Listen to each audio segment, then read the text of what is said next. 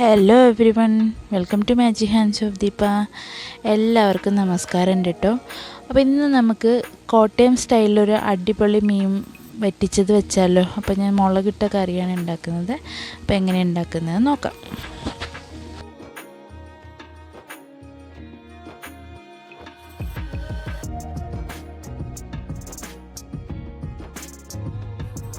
അപ്പം ഞാൻ ഈ മീൻ കറി തയ്യാറാക്കുന്നതിന് വേണ്ടിയിട്ട് കുറച്ച് ചെറിയുള്ളിയും കുറച്ച് വെളുത്തുള്ളിയും ഒരു പീസ് ഇഞ്ചിയും കൂടി നല്ലപോലെ ചെറുതായിട്ട് ചതച്ചെടുത്തിട്ടുണ്ട്. അത് ഞാനൊരു ചട്ടിയിലേക്ക് ഇട്ട് കൊടുത്തു. അതിൻ്റെ കൂടെ തന്നെ നമുക്ക് കാന്താരി മുളക് ഇട്ട് കൊടുക്കാം. അപ്പം ഞാനൊരു 4-5 കാന്താരി നടുവേ കീറിയിട്ട് കൊടുക്കുന്നുണ്ട്. അതിൻ്റെ കൂടെ തന്നെ ഒരു ഫുള്ള് കൈ കറിവേപ്പിലയും കൂടി ഇട്ട് കൊടുക്കാം.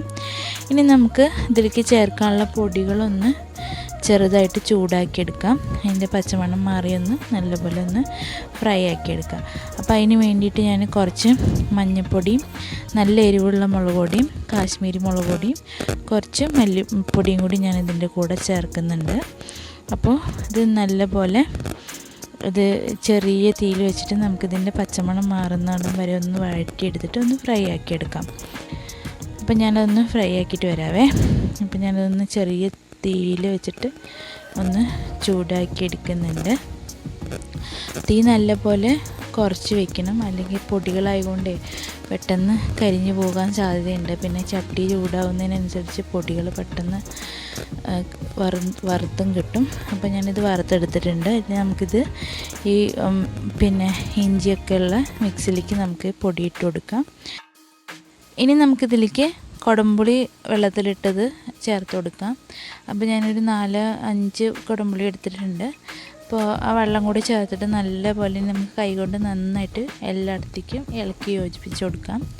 അതിൻ്റെ കൂടെ നമുക്ക് കുറച്ച് ഉപ്പിട്ട് കൊടുക്കാം. ഇനിയിപ്പം പിന്നെ നമുക്കിതിലേക്ക് കുറച്ചും കൂടി ചൂടുവെള്ളമാണ് ഒഴിച്ചു കൊടുക്കേണ്ടത്. ചാറ് ഇത്തിരി വേണ്ടി വരുമല്ലോ. അപ്പോൾ ജസ്റ്റ് ഒന്ന് ഇളക്കി മിക്സ് ചെയ്തിട്ട് നമുക്ക് കുറച്ച് ഇങ്ങനെ വെള്ളം ചേർത്ത് ചാറ് എത്രത്തോളം വേണമെന്ന് നോക്കിയിട്ട് അതിനനുസരിച്ച് വെള്ളം ചേർത്ത് കൊടുത്താൽ മതി കേട്ടോ. പിന്നെ നമുക്കിനി ഇതിലേക്ക് മീനും ചേർത്ത് കൊടുക്കാം. അപ്പോൾ ഞാനിതിൽ ഇനി എനിക്ക് കുറച്ചും കൂടി ചാറ് വേണം. അപ്പോൾ ഞാൻ ഇത്തിരിയും കൂടി വെള്ളം ചേർത്ത് കൊടുക്കുന്നുണ്ട്. അപ്പം നമുക്കിനി ഇതിലേക്ക് മീൻ ഇട്ട് കൊടുക്കുക. അപ്പോൾ ഞാനിവിടെ നല്ലപോലെ വാഷ് ചെയ്ത് ക്ലീൻ ചെയ്തെടുത്തിട്ടുള്ള 1 കിലോ കേദറ മീനാണ് ഇട്ട് കൊടുക്കുന്നത്. ഇവിടെ കേദറ എന്നാണ് പറയുക. എല്ലാവരും എനിക്കിനെ പറയുന്നതെന്ന് എനിക്കറിയില്ല. അപ്പോൾ കേദറ മീൻ ഇട്ട് കൊടുക്കുക. അപ്പോൾ എനിക്ക് കുറച്ചും കൂടി ചാറ് വേണം. അപ്പോൾ ഞാൻ കുറച്ചും കൂടി വെള്ളം ഒഴിച്ച് കൊടുക്കുകയാണ്. അപ്പോൾ നമുക്കിനി കുറച്ച് വെള്ളമൊക്കെ പാകത്തിന് നോക്കിയിട്ട് നമുക്കൊന്ന് വേവിച്ചെടുക്കാം. അപ്പോൾ ഞാൻ കുറച്ച് കറിവേപ്പിലയും കൂടി ഇട്ട് കൊടുക്കുന്നുണ്ട് ഇതിൻ്റെ മുകളിൽ കൂടെ. ഇനി നമുക്കിതൊരു മീഡിയം തീയിൽ വെച്ചിട്ട് ഈ മീൻകറി നല്ല വെന്ത് വരുന്നിടം വരെ ചെറിയ തീയിൽ വെച്ചിട്ട് നല്ലപോലെ വേവിച്ച് ചാറ് കുറുക്കിയെടുക്കുക കേട്ടോ.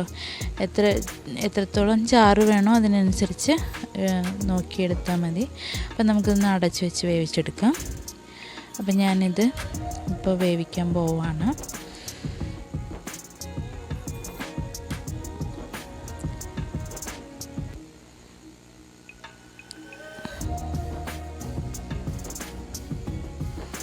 നമുക്കിതൊന്ന് വെന്തോന്ന് നോക്കി നോക്കാം. അപ്പോൾ ചാറിന് നല്ല തിള വരാൻ തുടങ്ങിയിട്ടുണ്ട്.